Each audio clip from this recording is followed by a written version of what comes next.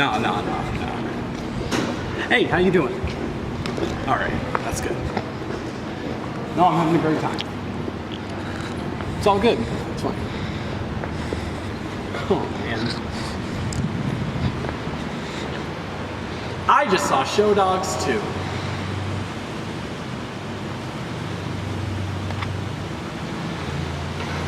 Does it look good?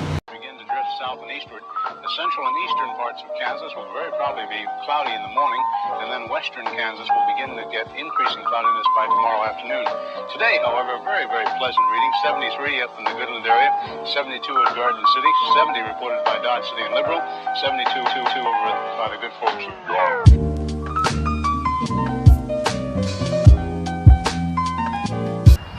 Brandon. Brandon, we have to talk. We have to about. No. We have to talk. We have to talk about the movie. No. Brandon, listen. I know how upset you are right now, but we have to talk about the movie. Brandon, it wasn't that bad. Yes, it was. No. I mean, really. Okay. First stage of grief is denial, Colin. Okay, maybe it was really bad, but that's besides the point. Like, we have to make people aware of what's going on right now, right? Fine.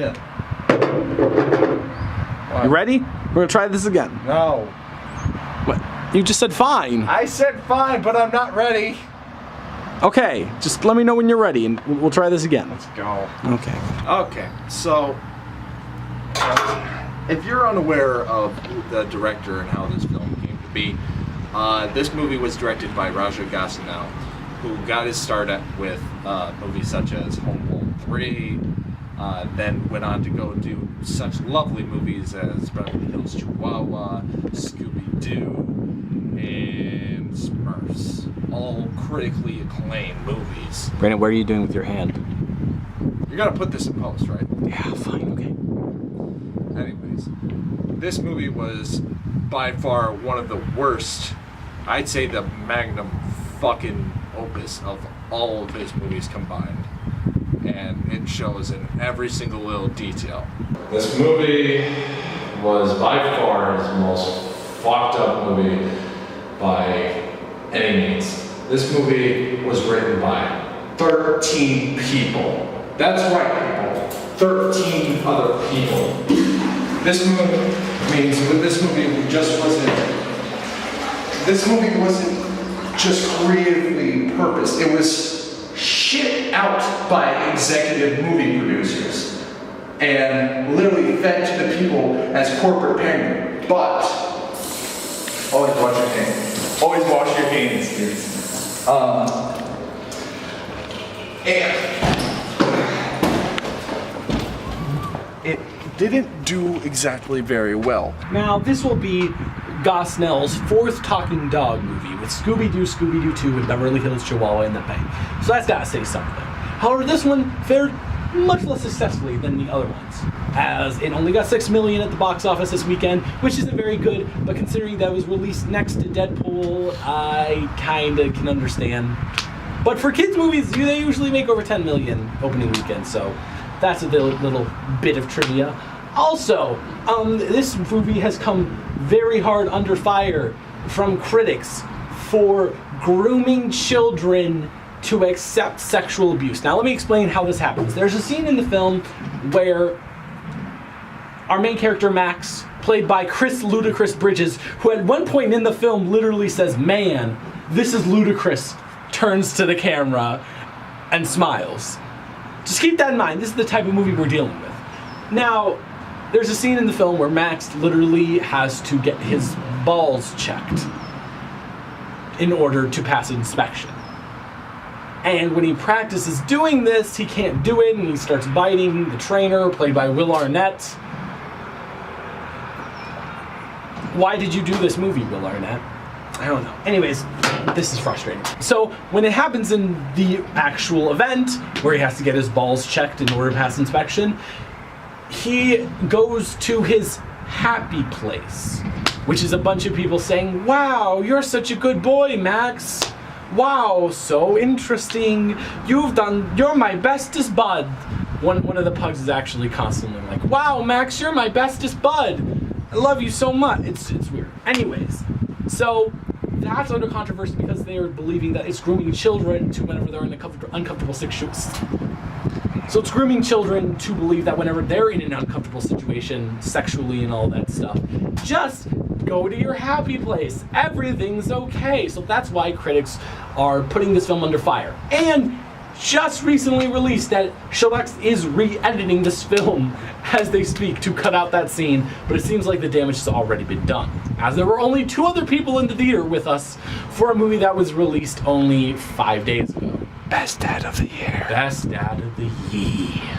Alright, so it's getting all this flag about grooming children and how they just have to breathe when they're in uncomfortable situations, but how's the actual movie? The movie's terrible. Like, it's actually the worst single movie I've ever seen besides Thor Ragnarok. At least Thor Ragnarok is popular, and at least fucking Jostling or whatever the fuck his name is has other movies that are nostalgic. Okay, Scooby-Doo, nostalgic. Scooby-Doo 2, nostalgic. Fucking Smurfs, nostalgic. Beverly Hills Chihuahua. No, that's nostalgic, but fuck it, whatever. This movie was as corporate pandering as it can get. It tackles all the tropes. The pigeons are fucking comic relief. The bad boy cop with the tragic past and is afraid to get close to anybody, that's the thing. And the whole chief, oh, you should have done that. That's the thing. And another problem that has with the movie is that it's not exactly always clear whether the humans understand the dogs and they talk, but sometimes they're like, oh, I understand you, and other times they're like, oh, it's just a dog. But no. Other than that, the writing is terrible. It's written by 13 people who land nothing, no jokes. There was a couple times where Colin and I both were just like, oh, that's kind of cute. We gave it a couple moments, you know. Other than that, writing's basic as hell. Characters are flat and uninspired as all get out. God, it's so bad. It's just not a good movie, and it was obviously pushed out by corporate assholes who just wanted more money, and it backfired on them so beautiful. You know, it's just not a good movie at all. There was so many times where I cringed and I held my head in an amusement. It's not a good movie, in my opinion. Stay away. Stay away. And if you're dragged by your daughter or kid, I am sorry. So, the biggest question about this movie that me and Brandon had, what's the moral of this story? And let us tell you, there's no moral to the story. At the end, okay, well, what did the characters learn? Well, Chief learns that, oh, maybe dog shows aren't the worst thing, but we knew that. It's so simple. It's just like, oh man, don't judge a book by its cover. How many times have we seen that? How many times have we seen jump book by cover? We get it, okay? The covers look different in books. I don't know, but maybe something happened. And then, okay, so the main guy, Will Arnett, what does he? I don't even remember his name. That's how stupid this movie is. I can't even remember the. What? I can't remember either. You can't remember his name either. I don't know. Like, this is, see, you might think we're like playing it up for the camera, but we're actually not. We're very serious about how much we hate this. So I don't even remember what his name is. He's just like, oh, I learned how. What did he even learn how to do? He didn't even learn how to do anything. He learned to look pretty and have his balls handled. No, the main Will Arnett. Oh. What did he learn? He didn't learn anything. He learned he doesn't hate dogs? I guess. But like how basic of a learning thing is. You know what this movie reminded me of?